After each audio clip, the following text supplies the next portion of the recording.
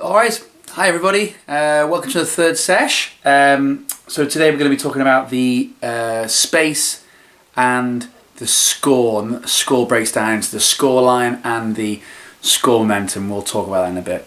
Before we start though, just to recap, so we've covered the player, the opponent, the environment and the time.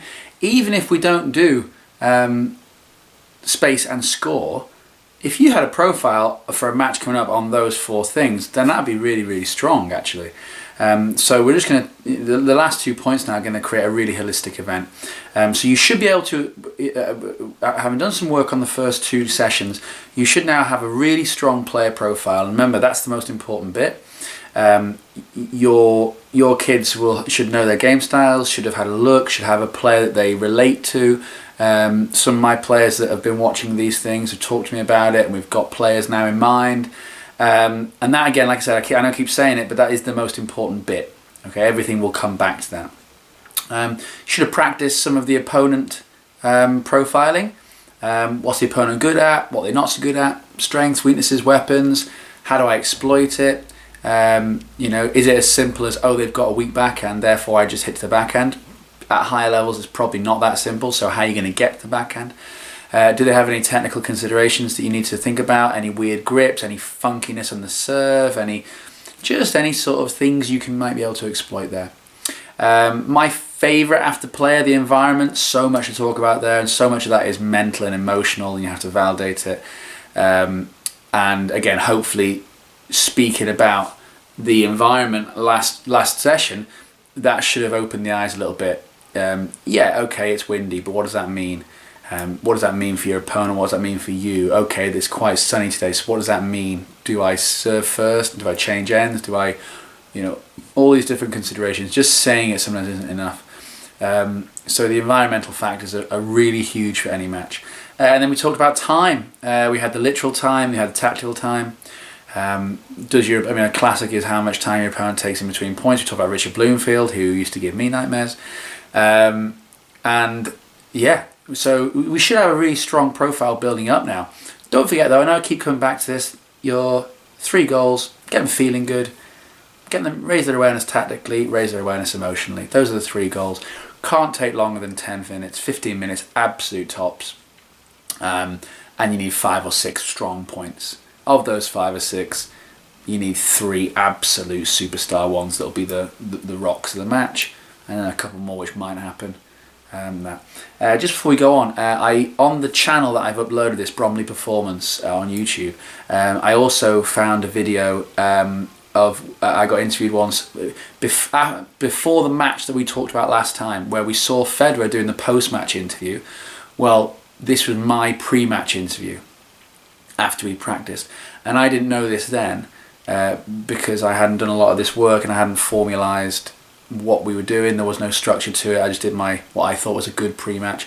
But even listening to that now that we've done this work, you should be able to hear some of the things I'm talking about linked directly into what we've covered in the class so far. I think I mentioned things like every player needs a different warm-up. What relates to one player might not relate to another player. We've talked about dealing with situations. So I didn't realise it then at the time. Obviously, I was just doing my thing. But now I've structured it better, and we've come to try and teach it better. I look back and think, actually, yeah, I was saying a lot of the right things without even really knowing about it then. So have a look at that if you like. Yeah. It's nice background for the match we talked about last week a little bit. Okay, so we've got quite a few little clips to go through today. We're talking about space, we're talking about score momentum, and we're going to start with space. All right, space. So we're here on the checklist. If we just have a little look at it now. There's only two blocks here now. Space is quite tactical, and it's a lot of this stuff you'll already know, or you'll know it without knowing it. What we're going to try and do today is get it a little bit higher level, a little bit more detail. So cover and protect your own space. So really important word there is protect.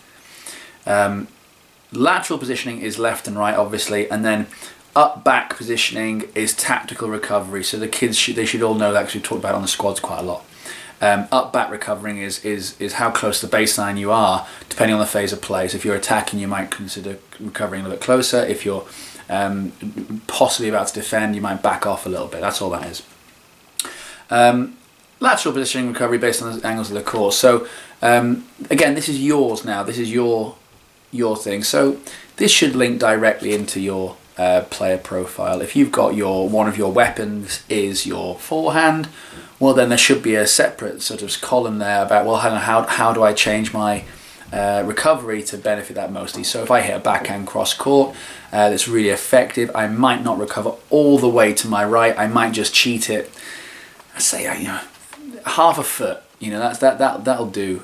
Not massively. And then what I'm saying there is I'm fast enough to cover whatever shot you hit down the line, because I don't think you've got that ball down the line to beat me, and I want my forehand next. Personally, if they flashed one line, I'd let them have 2 or 3 maybe before I thought this isn't working. So if I do it once and the player flashes the backhand line, I don't get near it, I'd probably do the same thing again just to see if it was a fluke. If I've got this right, it will have been, and they won't be able to do it again. If they do it 3 times, okay, this isn't working, I'm going to change it. Hopefully you've done your homework and you know what you're doing. You shouldn't get to 3. Also there, the word we're going to talk about a lot there is protect. So there is space on the court that a player might not necessarily want to go into.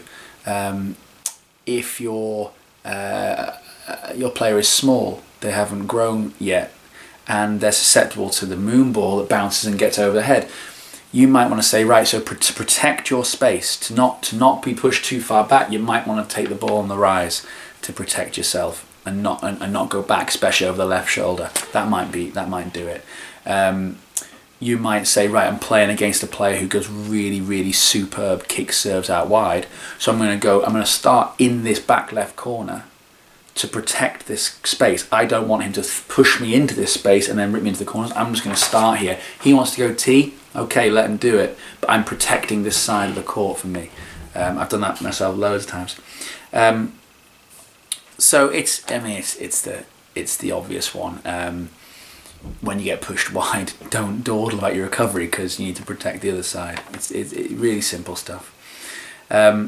What that is, I mean, when we're talking about covering and protecting your own space, obviously lower levels, it's what we've just talked about there a little bit, but if you can link that into the player profile or the opponent profile or the environment profile, or even better, all of it, that's really good, strong information.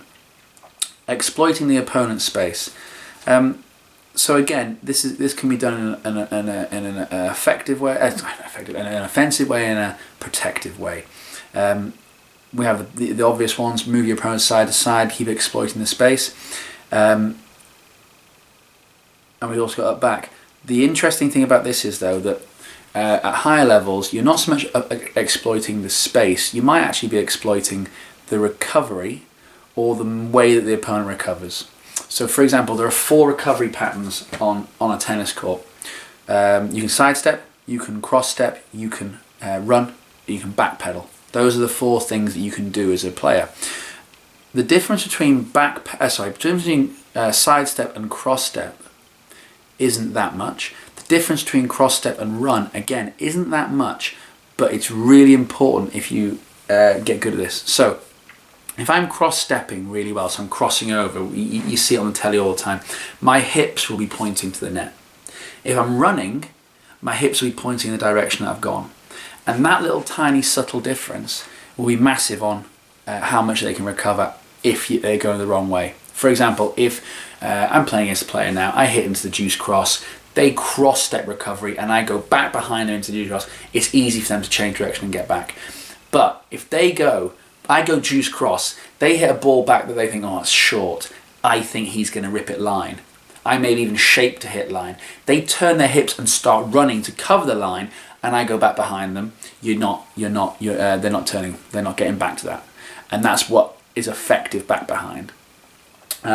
So that's what a lot of top players will do. To highlight this, we've also got we've got a video of Federer. So, where's my video here? Yeah. So we've got a video of Federer. One of my favourite shots when it's done properly is the drop shot. I think it's a really skillful, really cultured shot. The great thing about the drop shot is it's normally nothing to do with the drop shot. Obviously it's got to be half decent, and a really effective drop shot is about the disguise, and it's about what you've done to your opponent before. And that's why I like it, because it's a really cultured winner. I also like it because in my mind there's no difference between hitting a winner cross court in 100 miles an hour and a drop shot, because you're changing the speed, you're changing the depth, you're changing all the same things, but you're just changing it the other way. You're taking the speed away, you're taking the depth away. I think it's a fantastic shot. It's also a shot that a lot of people misunderstand. So we've got a video here of Federer hitting a couple of winning drop shots. Have a look at the hip position of Djokovic especially. Just check it out. So there's the one, you'll see it straight away. He is turning and running. Federer sees this, hits his droppy, and Djokovic is one of the best movers ever, is nowhere near the ball. All right, so have a little look, and this is exploiting the opponent's recovery. So you're not really exploiting the space, you're exploiting how he was moving into the space. All right, check it out and have a little look.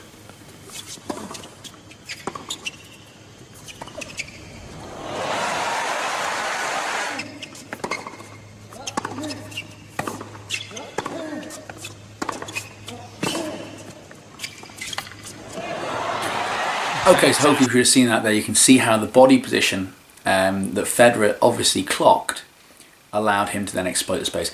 If Djokovic had been in a more parallel position, I don't think Federer would have hit it, but if he had, Djokovic gets that ball every time and he rips it. But that's a brilliant, really brilliant, quite subtle example of exploiting someone's recovery into space. Yeah, so you can do that in a lot of different ways. So if you watch a player, you've been to scout your opponent, and the classic one is, oh, they don't move well. You know, I've heard that a million times. Oh, they don't move well. It's always really unrealistic and really unlikely that a player doesn't move well in every situation. And it's also the same that when someone goes, oh yeah, great mover. Well, it's very unlikely that they are a great mover in every single situation and every single direction. So to give you an example, players who are incredible left and right tend not to be as good forwards and backwards. They tend to be okay backwards, but they don't come forward as fast. They're lightning left and right, but they don't come forwards as well. And then the opposite is true. So players that aren't particularly very good left and right, they're very good forwards and backwards. So at higher levels, it's unlikely that the comment, oh, not a great mover, is true for every situation. When you look at a player and you think, not a great mover, have a look at them. Have a look, okay, what am I seeing now? What's not happening? I was at Wimbledon on Tuesday. I watched Pavlyuchenkova because my friend coaches her. And definitely not moving well at the moment. She played Bencic and she got a bit of a hiding, but the movement was the thing. You could see she just was not moving well. And when you watched really closely, it was specifically she couldn't move and hold her balance in wide positions, but Bencic could. So specifically, now I'm pretty sure her coach saw that, Bencic's, because the amount of breaking sidelines and wide balls and angle, I mean, she was doing it from the word go, and you think to yourself, they've obviously seen something here with Pavlyuchenkova that they can exploit, and they did, and it worked. Have a look. Does your opponent cross over big distances, or puts lots of effort, but actually their crossover is quite small? If you see that, for example, you just go into the space. Or maybe the player is brilliant left and right, and they got big wide base, and they're sliding in, and they're absolutely amazing, but they're a long way behind the baseline, and there's a lot of space in front of them. I haven't really got a task or an assignment now, guys, other than just trying to raise awareness. Okay, because space is such an unbelievably important thing in a tennis match. So now that your awareness is raised, can you watch a tennis match now and look for these little things? So apparently, I remember Davydenko nearly beat Nadal at the French Open once, and they said it was impossible. It couldn't be done. And Davydenko got really close. I think it was like 8-6 in the fifth. And in the aftermatch interview, he said, yeah, Nadal is almost unplayable on the clay, except short. And they said, well, what do you mean? He said, well, we were trying to hit the short angles because That's the only place he felt he could get to him. And then you watch the match back in the highlights, and, oh yeah, I see him doing it all the time. So even someone at that level, one of the best movers of all time, another opponent has looked at that and thought, I've got some space here, I might have some space. So let's watch, we're going to have another video now. This is a junior boys, this is Junior Davis Cup and Junior Fed Cup, which runs at the same time every year, under 18. So this was a project I did a few years ago, and I was watching. So, one of them is, the boy is Felix, the Austrian guy, is doing brilliantly at Wimbledon. Youngest 18-year-old, youngest player this millennium to win a round at Wimbledon. So I think he's about 15 in this video, 14, 15. And this is just to highlight the differences between boys and girls. Okay, so see if you can see the obvious.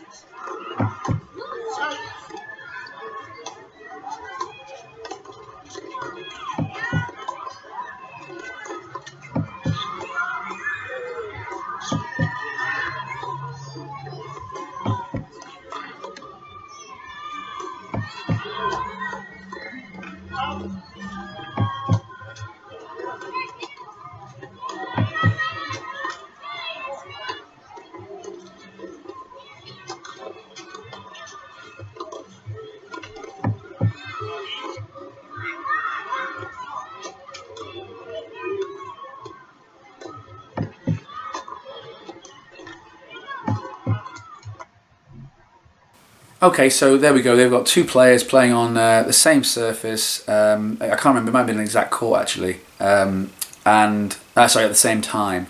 And you've got two very different game styles there. Now those are quite typical for men and women. You could see the boy, the amount of variation was quite large, definitely further back. And you can see the girl was determined to hold her position on the baseline. Now they're playing on the same courts, so clearly that's the difference between the two tactics of the player. The player profiles will be totally different. Maybe they were doing some because of the player they were playing. But if we watched it, watch a few points that you can start to see a pattern. There's some space that you could try and exploit. I mean, if they're very good players, you might struggle, but there's definitely some space starting to develop that you might try and exploit. Again, you try and have a little work out of that. If you're struggling, and give me a ring or a text or an email and we'll talk about it. But if you start to watch that match and see where I've put the dashes on the recovery, then you should be able to start thinking about spaces that you could exploit. And then you might think, well, okay, how am I going to do that? How am I going to do it on this surface? I wonder why that girl isn't moving back. I wonder what that is about. Start letting your mind move this way a little bit. But again, really interesting. So that's literally a few points of two players playing in the same event on the same courts, roughly at the same time, same day, yet totally different recovery patterns. Okay, the last one on this, the last video on this is again Junior Davis Cup. We're looking at a Spanish player. This is great. This is a great video because again, same task. Can you see of anywhere that you could exploit? So any spaces on the court you could exploit. And then how would you go about it? So imagine you're the other player, you're coaching the other player. Is there anything that he could be doing to exploit the spaces that may or may not be there in this match? The second point is, this is classic counterpuncher. This is absolutely classic counterpuncher. Aggressive, moving fast, making a lot of noise, fast racket speed, but have a look at what he so obviously enjoys. Have a look at it's so obvious what this lad wants you to do. And in the little clip that I've got there, it works perfectly. But have a little look. That's classic counterpuncher. So we talked about the game styles in the first one, player. So the game styles there. This boy is a classic counterpuncher. Okay, so have a little look, and then if you've got some time, start looking at some other clips. Go on YouTube, get Wimbledon on, and have a little look. Can you start to see where players are protecting their own space, trying to exploit their opponents? And then if they did exploit it, well, was it the space or was it the movement, the recovery, the technique? How did they do it? Another classic is, you give me a short ball, I move onto it very fast, and I have great imagery, and you start running, and I just hold, and in the corner of my eye, I see you go, and I just go behind you again. Because as soon as those hips turn, you're not going to come back. So have a look, again, so have a little watch this video. It's a really good example of counterpuncher. It gives you an idea straight away of, okay, I see this, how do I exploit it? Let's pretend that this lad, this Spaniard, is brilliant. He's so good at what he does. But is there an area that you think you could exploit him, and how would you do it on those courts, in that environment, all that sort of stuff? How could you do it? Okay, so have a look at the last video, and then we'll move on.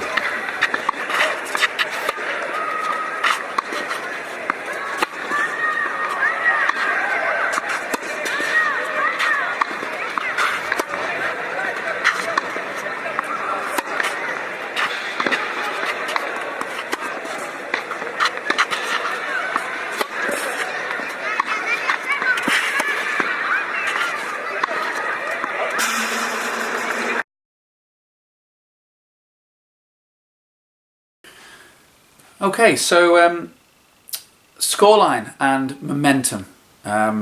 It's very important that we separate those two. So we're down to the end here now, guys. The last one on this page. So before we start, I wasn't sure whether to include this or not, but I think it's important. We're going to watch a video in a second, which I've found a couple of clips of different sports. There are 7 main kinds of pressure that the kids will face, all players will face. One of them is scoreline pressure, where simply because of the score, you get very, very, very tight and very nervous. I never really suffer from nerves, but I remember one time Wimbledon qualifying, second round, I lost 9-7 in the third to a Brazilian guy, and I had 4 match points. One of the match points is he aced me, and then another one, he played really well.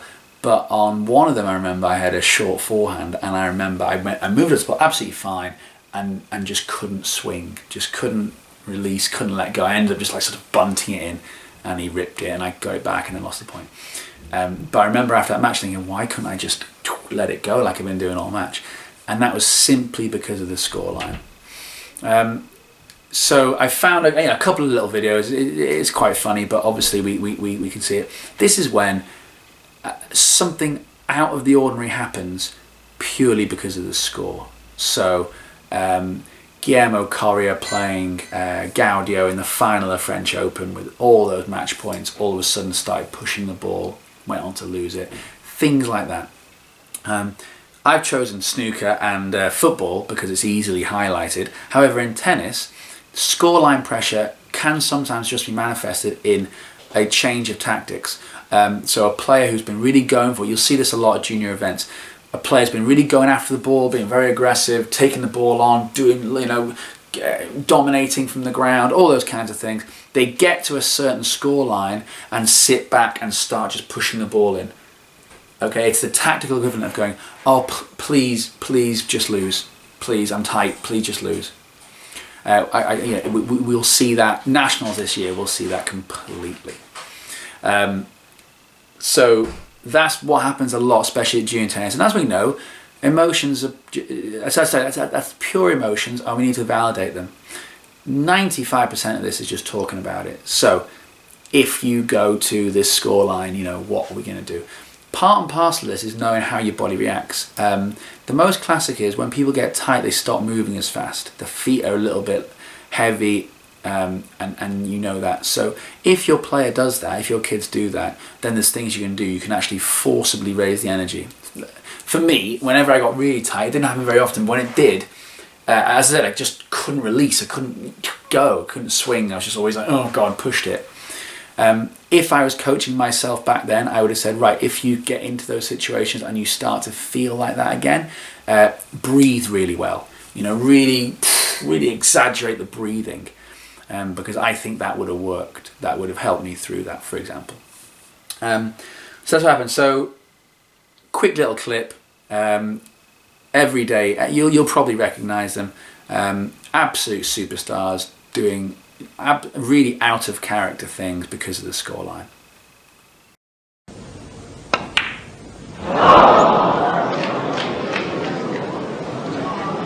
Jimmy White, 29. Well, did he see the title there, Dennis? Dear me, that was just a little bit of tension. But everybody's tense. Well, he'd missed one of those. There it the is. saviour of Italy throughout this tournament. He's missed it, and Brazil win the World Cup. Okay, there we go. So again, there's no way that the scoreline didn't affect those shots that the players took there. So again, it's not strictly scoreline on the tactical components. However, it is a massive part of it, and therefore for me, I think we definitely have to talk about it. Or sorry, you have to talk about it when you're talking to the pre-match, if it's relevant, if it's happened previously. And you see it. I mean, I know it's happened to some of my players because I've been there and seen it, and also I've heard about the results, and the coach that's been there has fed back to me about what happened during, and I know it happened. So I think it's really, really important we talk about it in junior tennis.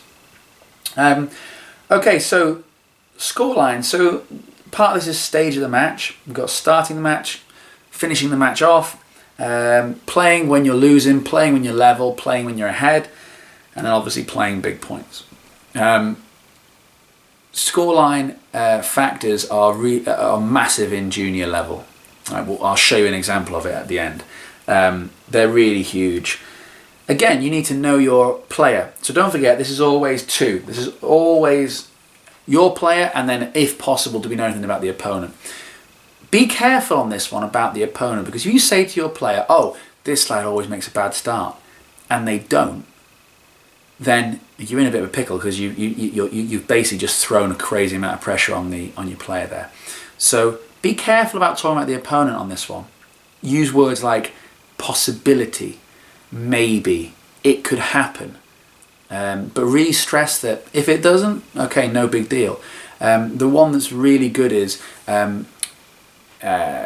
psychologically, this player is only ever 5 shots away from losing their mind. That's a nice one.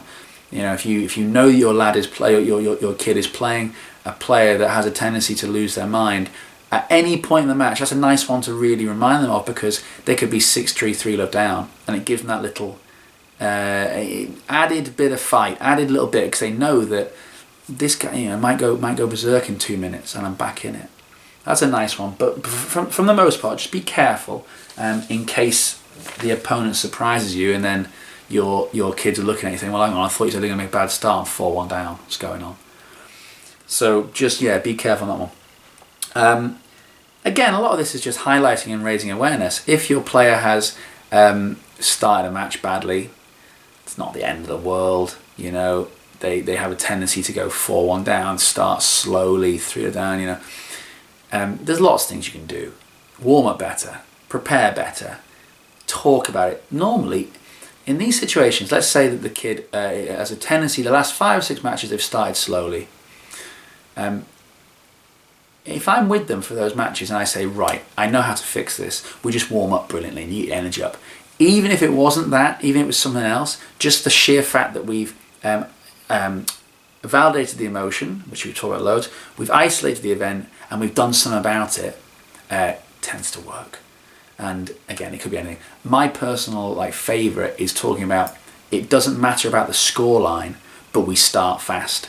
And that is body language, intensity, attitude, dominating with your presence, calling the score, calling the line, looking confident, jogging to the chair. All these things, for me, are a sign of starting fast. If you go 3-love down, it doesn't really matter, because you're in it, you're in the match, your attitude is there. It's when a player starts slowly, i.e. negative body language, slow feet, slow mannerisms, quiet, sluggish, heavy, cold. That's when I've got an issue. That's when I don't particularly like it very much. So massively, this is a stage of the match is a huge part for the player, a little bit for the opponent. The one I want to just draw a little bit of attention to is playing when behind and playing when it's equal. It's very, very easy for players to get a good score against a good player. And too often, and again, this is a massive, massive bugbear of mine, I really don't like it, players are happy to lose closely against a good player. You know, they play the number 1 seed and they go, oh, I lost 6-5, it was a really good match. Yeah, compete. No, you lost. No. Again, I've been that player, and I know that there's no difference between 6-5 and 4-2. Win's a win. It's a straight sets win. That's it. The difference between getting a good scoreline against a good player and beating a good player is enormous. It's like a different world. You know, even to the point of taking a set off them. Yeah, good players lose sets, but good players tend not to lose matches too often. So I'm not a massive fan of players when they are very comfortable playing from behind, like they're always losing. Their body language is superb. They're really, digging in. But then when it gets back to 4-all, they crumble. So this is a really important one to look at when you're watching your matches. Don't be okay with the kids losing closely against a good player. Be okay with it if it was razor close and it was just an amazing match and something like that. But if it was 3-love, they get back to 3-2 and it goes to 5-2. 5-1 down, got it back to 5-4, 30-all, had a chance, lost that game. Took it to a tiebreak, lost the tiebreak 7-love. Won the first set, then lost 2-1. You know, these sorts of things. Then we need to have a look at it, because clearly there's something about, there's something going on there we need to talk about. So that's why playing behind an equal is really important. Some players are brilliant when they're losing, and then when it gets level, they check out. Some players are absolutely phenomenal when they're winning, and as soon as you challenge them, they check out. So it's important to not just look at the scoreline sometimes, but also look at the momentum chart. Okay, when did these games come in? Okay, you lost 5-5, but you were 5-1 down in both sets, and we both know the other guy got bored and lost his concentration, like you had a few games or whatever. when it really mattered, start of the match, end of the set, start of the set, end of the match, you won 1 point. So that's why that is an important one to look at. As I say, talk about the opponent in that respect, but be careful about it. And then finally, momentum. Momentum's an interesting one because this is highly tactical now. So we've got 3 options. We've got with you, we've got against you, and we've got equal. This is this last box here now, this one. Momentum when it's with you, momentum when it's against you. If we think about the tactical aspect of that, so in really broad terms, if you're winning a match, keep it going, quicken it up, get it moving. Don't do things differently that you've been doing to get into that position, but don't be taking ages at the chair. Don't be arguing with umpires. Don't be taking ages. Get this match flowing. Get it going. If you're losing, if the momentum is against you, it's the exact opposite. Kill it. Don't lose. Just stay out there. I once had I was once watching a match, a tournament years ago. I can't remember who I was watching, but I remember the comment. So this guy's player was losing a match. He was getting a bit of a hiding. The other guy was playing absolutely fantastic, and I heard the coach say to somebody, he just needs to be on court when this lad stops playing brilliantly. And I remember thinking at the time, what's he mean? And I look back now and think, yeah, that's brilliant. I love that, because he recognises that you don't play amazing tennis for 2 hours. There's always going to be a blip. There's always going to be a moment. And when that moment happens, it's useless if you're in the changing rooms because you lost already. You've got to still be out there. If you're watching the Grand Slams at the moment, how often do players take toilet breaks after they've lost a set? As opposed to how often when they win a set.